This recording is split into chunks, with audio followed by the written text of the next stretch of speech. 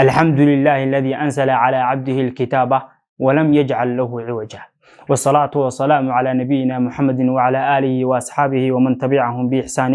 إلى يوم الدين. إن شاء الله تعالى وحين كسو قدوك جرني موضوعيني أما مواضيعي لديه جري درداران كي علماء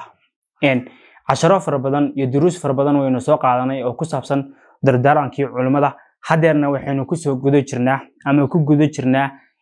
dardaaranaydi insha Allah ta'ala markaana dardaaranada ila aynu ka dhameysano waxaan doonaa inaynu ka dhaxbixin dalib nafsaka fi kulli waqti insha Allah ta'ala maanta waxa galana shay muhiim ah oo ah naftaada ina u dalabtid waqti kastaba wixii iyada muhiim u ah dalib nafsaka fi kulli waqtin bima huwa awla bika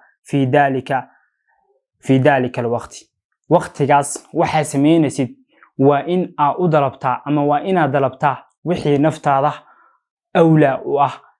ama naftaada waajibaad ka saaran xiligaasba ama xiliga lagu jiro waa inaad u dalabtaa macnaha waxa weeye hadii salaadii duhur soo gashay ama salaadii cisho soo gashay umuraha aad ku mashquulsan tahay waa inaad ka tagtaa oo aad salaadii aada sababtoo ah xiligaas waxa soo galay salaadii waa xiligii salaadii markaana waxa la doonayaa xiliga salaada inaad soo gododid insha Allah ta'ala oo aad aadid oo waxyaalaha kale aad ku mashquulsan tahay waa in aad ka tagtaa soontii baa timi bishii Ramadaan ayaa timi soomkii kale aad soomisay ee waajibaadka ah ama sunnada ahaba waxa weeye ka tag qofkii soon qale lagu lahaa ee soomayay haday bisha Ramadaan u soo gasho waa inuu soomkii hore uu soomi jiray waa inuu ka tagaa waa in uu magaranaysa uu leeyimaada soonta waajibka bima huwa awla bika fi dhalika alwaqt waxa kale soo galaya qofka cilmiga baranaya markuu dhalinyaro yahay waa inuu xiliga dhalinyarada cilmiga bartaa oo uu dadaala oo wax akhris farabadan sameeya taas soo galaysa sababta qofkii dhalinyarada isagoo yar ama isagoo qulaam ah ama isagoo dhalinyaro hadii uu dhaw shaqaysanaya inkastoo shaqadu fiican tahay de ma garanaysa halkaas naftaada xiligan shaqa awla uma aha oo uma mudna inkastoo ay shaqadu wacan tahay xilli kasta in la shaqaysto qofku inuu dhiigkiisa cuno inkastoo ay wacan tahay laakiinse waxa ka sii wacan in aad wax baratid sababta ah mujtamaca ama curfiga dadka bilaadanka waxa lagu yaqaanaa in ay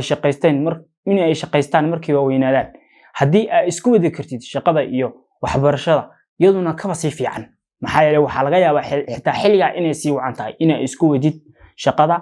iyo waxbarashada ama in aad wax baratid laakiinse inaadan u go'in ma garanaysaa shaqo oo kaliya maxaa yeelay naftaadu way fircoon tahay fircoonitaan ba ka buuxa oo hadaa dhalinyaro tahay maskaxdaada fahan iyo wax garasho iyo wax kasto oo qofka weyn uu awoodi karo inuu sameeyo ayuu qofka dhalinyarada uu sameyn karaa maadaama ay sida tahay marka waxa fiican in aad dadaashid oo aad wax baratid فإن سهل ابن عبد الله ninka dhigi jiray wuxuu yiri waqtaka a'asul ashya'i waqtigaaga waa waxa kuugu sharafta badan waxa kuugu weyn ee kuugu muhiimsan waa waqtigaaga markaana waxaad ku mashquulisaa waxa kuugu muhiimsan agtaada hadeer waxa aad u daneynayso waxa aad ku haminayso waxa hadeer u fircoon tahay waa in aad waqtiga ku mashquulisaa waxa laga yaabaa bari kamaalin waxaasba in wax weyn uu sii noqdo sababta ah sidiisaba qofku markuu ficilka sameeyo ama uu doonayo inuu wax gaaro waxaas meel hoosaad bay leeyihiin waxa ugu yar ha noqoto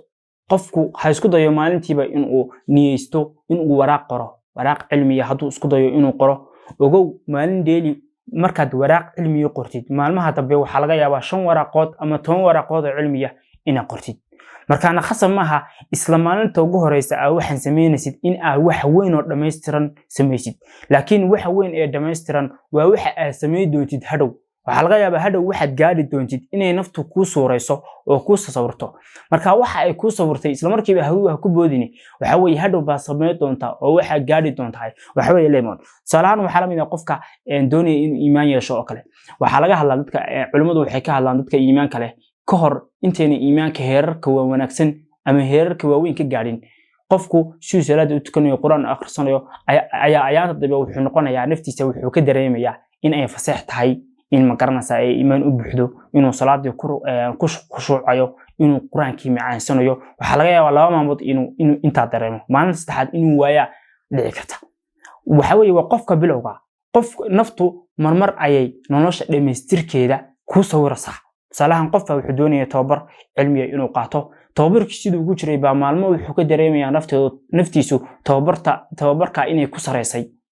marka waxay ku suureynaysaa hadhow mustaqbalka waxay noqon doontid